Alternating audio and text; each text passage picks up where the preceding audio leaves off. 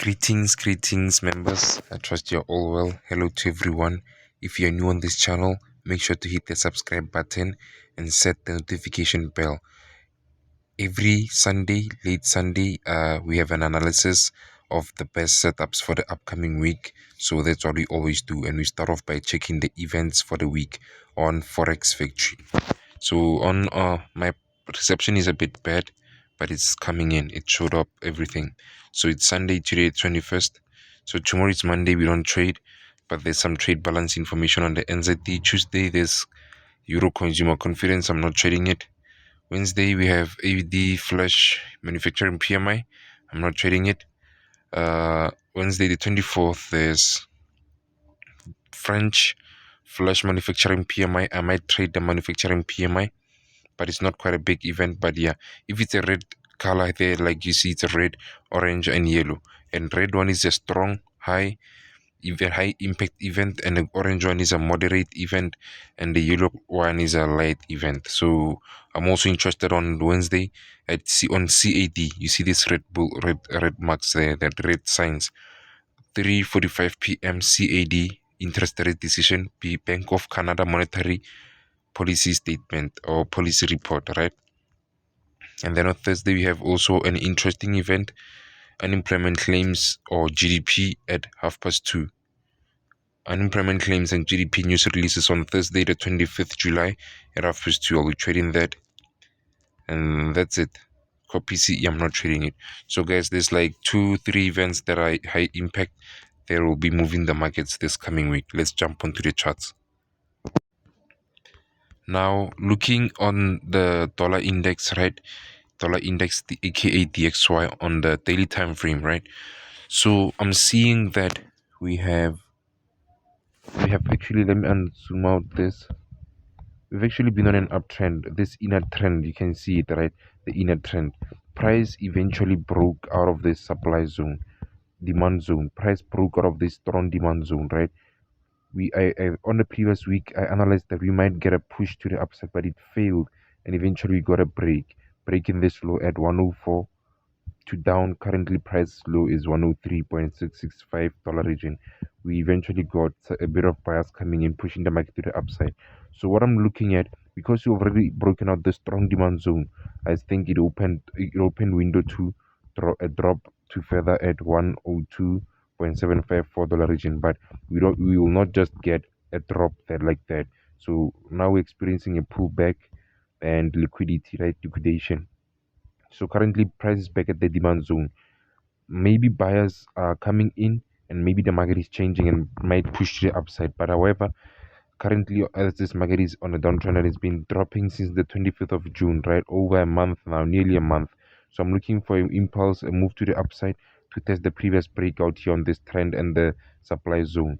From there, we can see sellers coming in, because currently sellers might try to push the market to the downside, but it will only sell once it reaches a level of supply zone or a level of resistance.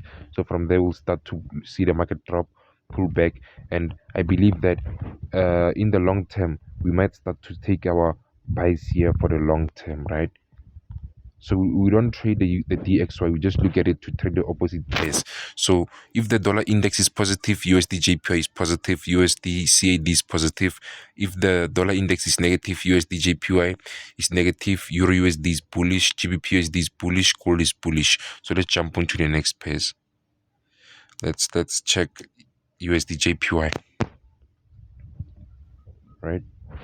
So on the USD JPY, we also had an uptrend, right? We had an uptrend, but currently price is actually broken out of the trend line, and we have this strong demand zone whereby I anticipated a move to the upside. However, price broke out of that. Price broke out of this demand, the low, and created a new low, right? Irrespective of this demand zone, right? That even broke out of it. So price up, it's pulled back. So I think we can get a further pullback on a Monday, because Monday is a bit of a choppy day with not much events. So we can get a pullback to the previous breakout there, and then we can see sellers coming in there. But that's when we'll start to take our sales, and then a break from here result in impulsive move, and then we can take our sales. I think I'll be interested in taking buying positions on this zone unless there's something else. Now, taking a look at the Euro USD on the 4-hour time frame, this is an analysis I made, but it's really not in correlation with the dollar index. But I'm looking at it like this on a technical move, right? So we have a head, first shoulder, and we might get a impulsive move to the upside to test the previous breakout here as a second shoulder. From there, there's a neckline there. We can take ourselves here or for after the breakout of the neckline. Remember, we had this impulsive move and never got a pullback to this zone. So maybe what we may get, right, because the dollar index, I'm anticipating an impulsive move to test the previous supply zone, even on USD GPY. So on this one, we might just come to this low at $1.08375 region, and from here we might buy, right, according to what the dollar index shows. But with the strategy, it seems that okay, what we are taking is a buy from this zone, right? Then we start to buy, we're waiting for buys, but according to this pattern here, price might drop to this low before starting to buy. But we'll just see the market. I haven't experienced this, but whatever we do, we follow the dollar index. If the dollar index when price, the Euro USD reaches this zone and dollar index is switching positions to the downside, then on this one, it means we are buying. No further comments. Let's check the GBPUSD before we check the gold, right? I hope you understood me on the Euro USD. Even it applies as well on the GBPUSD because I use pair correlation, right? So let's do this. So we have an uptrend, first touch, second touch. Price has been impulsive, right, to the upside. Price has been moving to the upside. We got a strong trend line that broke out. The market broke out of it. It is from the daily. I use top down bottom up strategy. Those who've been here long enough and watched the videos, they've learned that I used top down bottom up strategy, analyzing the market from the higher time frame to the smaller time frame, breaking down to the smaller time frame and entering on the smaller time frame. So like the 15 minutes, 5 minutes. It gives you an opportunity to scalp, to take long-term trades like swing trades or even position trades. So right now, the same thing that happens on Euro USD, it's similar to the GBP USD, right? We can get an impulsive move that will create a second shoulder for us. Then we'll start to sell from there, or we'll start to sell after breakout of the neckline, right? So here, we might also get price dropping to this zone at the demand zone at 1.28386, then we start to buy from here. However, if price fails to hold this demand zone, we are going to see a market impulsive move, impulse out of the out of the demand zone, and a pullback. Then we'll start to sell, but we'll only sell after price break out of this zone fully, right? I hope it makes sense, guys. Let's go to the XAUUSD, which is the gold. So I analyzed the dollar index and I analyzed the individual currencies, but we follow the dollar index move because it's pair correlation, regardless of whether the euro is selling on its own. Euro USD is moving in a certain direction on its own, but if the dollar index is moving in a certain direction, then all the pairs that has the USD pair as a base currency, as a code currency, are definitely gonna follow. Maybe not exactly or within an hour, but after a couple of hours, if not a couple of minutes, they are gonna follow accordingly. On the gold, XAUUSD, on the gold guys have been super negative. I want to show you some of the profits I made, right? It was super negative this week. I caught some sales. Let me show you. Check this out. This is my chart. I was trading gold on Friday, right? I made just under this much. I think I closed like 56 USD. I'm gonna show you the withdrawal as well. I was trading using FBS. Yeah, I was using FBS. So I got entries from $2423 region, and I closed until I think $2413 region, and gold dropped to like 24 or 2397, right?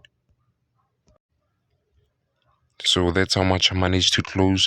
I deposited 27 USD, and then I made only $56 from the trades, and that was by 12:45, 42 in the afternoon. I decided to close because the market can be choppy on a Friday. And then what I did, I withdrew all my balance because That's what I do usually. I just withdraw money, then put it into my bank account. When I want to fund, if I see opportunities on an impulsive move, I come and fund, then make more profits, withdraw just like that, or lose because losing is inevitable. And then this is my withdrawal because I'm in South Africa and we use which is rand. Withdrew 1,519 rands on the 19th of July at 13:58, 2 minutes to 2, and then I got paid. Definitely got paid. I received it later during the day. So here you can see the withdrawal is successful, right? Withdrawal is successful, 83.64. And then later around 7:30, 19 July on a Friday, I got the Capitec payment 1,475. I think it's the currency it changed during the payment process because it was 1,500, but it changed with a couple of rands, maybe 30 or 40 rands difference. But yeah, I got the payment around the early evening. So let's continue to the So with the gold, guys, you can see gold price closed at $2,400 region, right? So what I'm looking at, I'm looking for a pullback to the upside, right? Because we've been dropping a pullback to the upside, and gold is can be different. It can pull back and test the neckline there. You can see the neckline. So, but however, we got a strong demand zone which price broke out of. So currently, we get a pullback to $2,421 region. That's when we'll take our sales. I'm definitely going to take some sales here unless dollar index changes their movement, and then from there I'll take sales targeting some scalping opportunities. Usually I scalp gold. Holding can be so tiring, right? And yeah, as a small account trader, I usually scalp. If I hold trades, it'll be like for day trading and I'm out. So we might even get a drop to 1.12287 region. From there we might see buyers coming in for long term. So guys, there you have it. If you enjoyed this video, make sure you subscribe. If you and also comment and let me know what you think. Let me know what you're trading. I'm not perfect. I don't know. I'm learning every day, and the market have been good to me. The markets are bad to me sometimes, but I still find a way to float. So let me know what you think on the comment section. Make sure that you subscribe to this channel, share this video to your friends and family, and help me grow. Let's reach 1,000 subscribers, and then set the notification bell. Cheers guys, until the next video, and have a great week.